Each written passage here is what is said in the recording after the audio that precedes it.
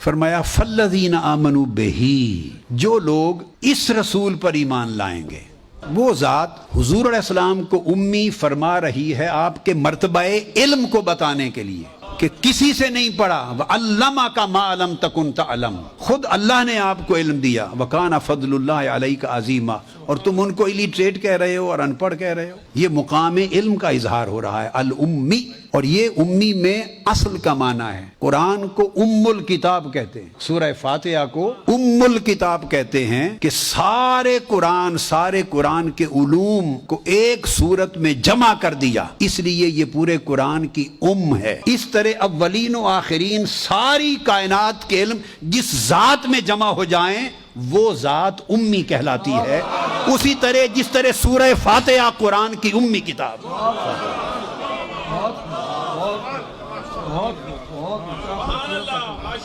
اور مکہ کو ام القریٰ کہا، مکہ کو ام القریٰ کہا، یعنی کرۂ ارضی پر سب سے پہلے جس گھر کو، جس شہر کو اللہ نے بنایا، جس اصل سے کائنات کی ابتدا ہوئی، وہ ام القریٰ ہے۔ اسی طرح جس ذات سے اس کائنات خلق کی، عالم امر اور عالم خلق سب کی ابتدا ہوئی، اور جو نور اول کے طور پر ظہور پذیر ہوا، اس کا نام محمد مصطفیٰ ہے، اس کو امی کہتے ہیں۔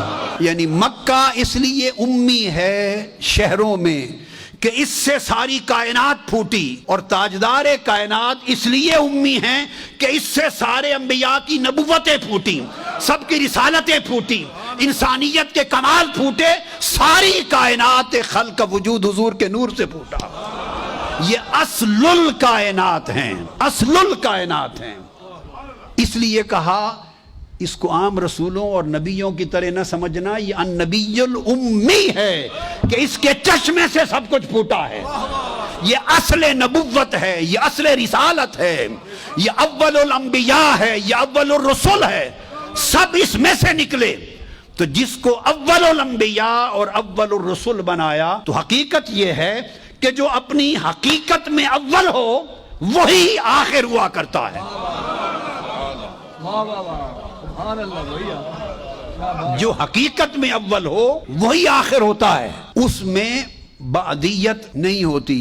تو جس طرح اس نے اپنی ذات کو هو الاول والآخر کی شان دی، هو الاول، اولیت اور آخریت اس کی اپنی ذات کے لائق بنائی، فرمایا محبوب وہی شان آپ کو دی ہے، آپ کو امی بنایا تاکہ هو الاول کی شان ظاہر ہو جائے کہ ہر شے کی اصل مصطفیٰ ہیں، اور آپ کو خاتم النبیین بنایا تاکہ آخر بھی آپ ہی ثابت ہو جائے۔ یہ محلل بھی ہیں، محرم بھی ہیں، یہ صرف شارح نہیں، یہ شارح ہیں۔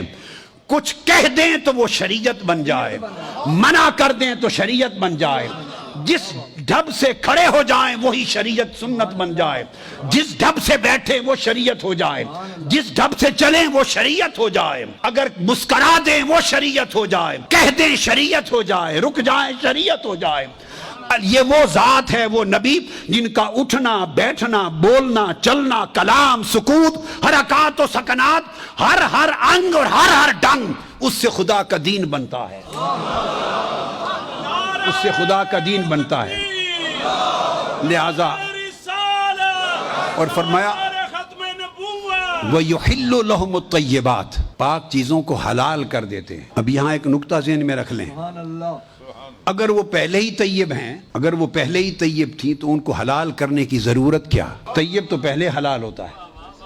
وَيُحَرِّمُ عَلَيْهِمُ الْخَبَائِثِ، اور اگر وہ پہلے ہی پلید ہیں تو انہیں حرام کرنے کی ضرورت کیا؟ پلید پہلے ہی حرام ہوتی ہے۔ اب قرآن نے کیا کہا؟ فرمایا اشیاء کی اپنی اصل اور ماہیت میں مت جاؤ کہ وہ طیبات میں سے ہیں یا خبائث میں سے ہیں، اس رسول کا فیصلہ شریعت ہوگا۔ اس لیے یہ نہیں فرمایا وَيُحِلُّ الطَّيِّبَاتِ، کیا فرمایا؟ نہیں فرمایا کہ طیبات کو حلال کرتے ہیں، وہ لاکھ طیب ہوتی پھریں، جب تک زبان مصطفیٰ سے نہ نکلے کہ یہ حلال ہے وہ حلال ہو نہیں سکتی، وہ طیب ہو کر بھی حلال نہیں ہو سکتی۔ لاکھ پلید ہوتی پھریں، جب تک زبان مصطفیٰ نہ کہہ دے کہ یہ حرام ہے، کوئی شے حرام ہو نہیں سکتی۔ تو حلت و حرمت کسی شے کی اصل ماہیت پر اس کا مدار نہیں کہ وہ طیب ہے یا خبیث، مدار حلت و حرمت کا زبان مصطفیٰ پر ہے۔ ارے جسے حلال کہہ دے وہ حلال ہے، جسے حرام کہہ دے وہ حرام ہے۔ تو گویا شریعت جان نہ ہو تو مصطفیٰ کے لبوں کو دیکھا کرو، لب جو کہہ دے وہی شریعت بن جاتی ہے۔ آقا نے جس شے کو فرما دیا یہ اسلام ہے، وہی اسلام ہو گیا۔ یہ نکتہ سمجھیں، آقا نے جس کتاب کو فرما دیا، جس کتاب کو، یہ قرآن ہے، بس وہ قرآن ہو گیا۔ ہمارے پاس قرآن کے قرآن ہونے کی اور شہادت کیا ہے؟ یہ مقام مصطفیٰ۔ اگر مقام مصطفیٰ نہیں سمجھو گے تو مسلمانی کبھی صحیح نہیں ہوگی۔ اسی چیز نے امت کو مار ڈالا ہے۔ غار ہیرا سے اترے میرے آقا اور آتے ہی اقرا بسم ربک الذی خلق، خلق الانسان من علق، اقرا وربک الاکرم الذی علم بالقلم، علم الانسان ما لم یعلم۔ پانچوں آیتیں سنا دی۔ پوچھا آقا یہ کیا ہے؟ قرآن ختم ہو گیا یہاں پر، پہلی وہی۔ آقا یہ کیا ہے؟ میرے آقا نے فرمایا یہ قرآن ہے۔ یہ جو جملہ فرمایا یہ قرآن ہے، جس کو ماننے والے مسلمان ہو گئے اور نہ ماننے والے کافر رہے۔ یہ جملہ قرآن ہے یا حدیث ہے؟ حدیث رسول ہے نا کہ یہ قرآن ہے۔ تو جنہوں نے مان لیا تو انہوں نے قرآن کا قرآن ہونا پہلے مانا یا حدیث مصطفیٰ کا سچا ہونا پہلے مانا؟ انہوں نے پہلے کیا مانا؟ سنیں، میں سمجھانا چاہتا ہوں مقام مصطفیٰ۔ انہوں نے پہلے کیا مانا؟ آج لوگ تکرار کرتے ہمیں قرآن کافی ہے اور کسی حدیث اور سنت کی حاجت نہیں۔ ایسا کہنے والا بدترین کافر و ملحد ہے۔ تو خدا کا ایک ہونا یہ خبر ہے۔ تو مخبر کون ہے؟ مخبر کون ہے؟ الرسول النبی الامی، آقا علیہ السلام مخبر ہیں۔ تو مجھے بولیے، اگر خبر پر یقین کرنا ہو تو خبر پہ ڈائریکٹ یقین ہوتا ہے یا پہلے مخبر پر یقین ہوتا ہے؟ پہلے مخبر کو سچا مانتے ہو تب اس کی دی ہوئی خبر کو مانتے ہو۔ خبر توحید ہے اور مخبر کی شان رسالت ہے۔ مخبر مصطفیٰ ہے اور خبر جس کی دی جا رہی ہے وہ خدا ہے۔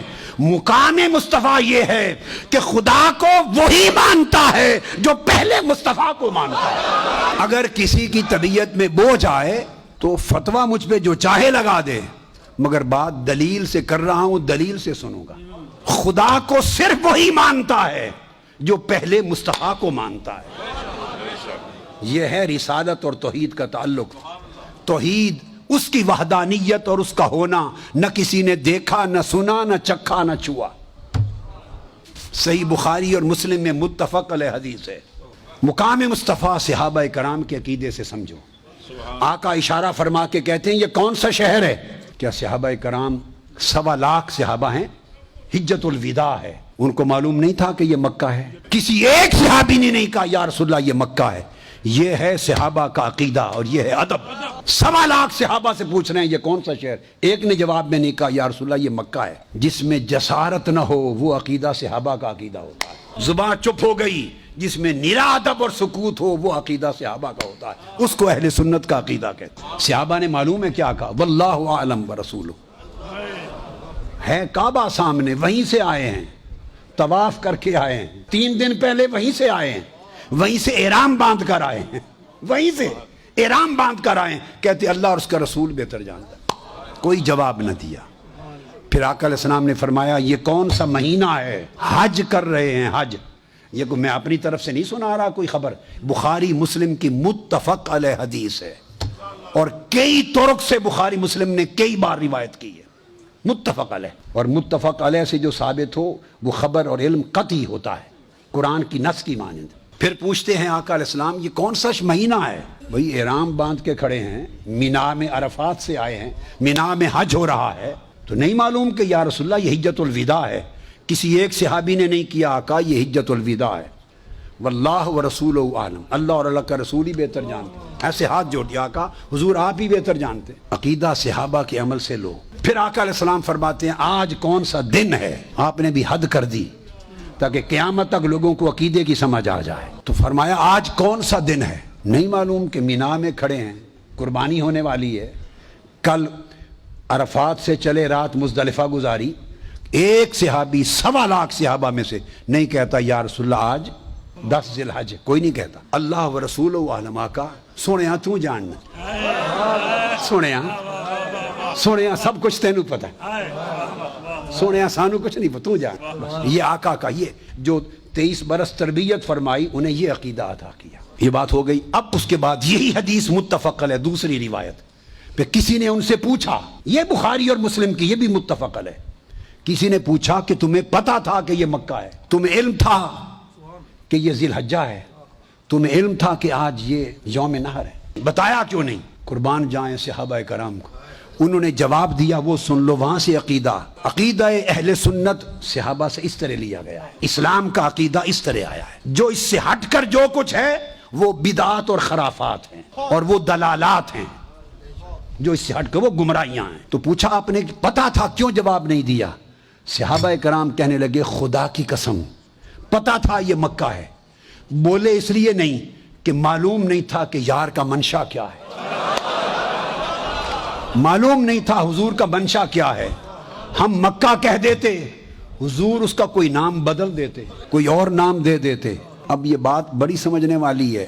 صحابہ جب یہ کہہ رہے ہیں, یہ بڑا خاص نقطہ علماء کرام کے لیے اور مدرسین کے لیے, جب صحابہ کرام بخاری مسلم میں روایت کے مطابق متفق علیہ جب کہہ رہے ہیں کہ ہم بتا دیتے حضور نام بدل دیتے تو وہی ہو جاتا جو فرما دیتے. جب یہ جواب دے رہے تھے انہیں قرآن کی وہ آیتیں یاد نہیں تھی, اول بیت وضع ببکہ, کہ یہ مکہ شہر ہے. ہائے ہائے ہائے, ان صحابہ کو نہیں معلوم تھا کہ قرآن اس شہر کو مکہ کہہ چکا ہے. ارے قرآن اس شہر کو مکہ کہہ چکا ہے, جانتے ہوئے کہ قرآن نے ڈکلیئر کر دیا یہ مکہ. پھر احتمال ہو رہا ہے کہ ہم مکہ کہیں حضور نام بدل دیں, تو بھلے قرآن میں آ گیا تھا, اگر حضور نے کہہ دیا یہ مکہ نہیں آج سے یہ مدینہ ہے, اس کا نام مدینہ ہو جائے. پوچھا تمہیں معلوم تھا, احرام باندھے ہوئے حج کر رہے ہو, کہ یہ مہینہ ذی الحجہ ہے, کیوں نہیں بولے؟ عرض کرنے لگے پتا تھا ذی الحج ہے, بولے اس لیے نہیں کہ پتہ نہیں یار کا منشا کیا تھا. ہم ذی الحجہ کہتے, حضور کہہ دیتے نہیں آج سے محرم ہے, تو خدا کی قسم یہ محرم ہو جاتا. یہ کیوں نہیں بتایا کہ آج عید کا دن ہے, نہر کا قربانی کا دن ہے؟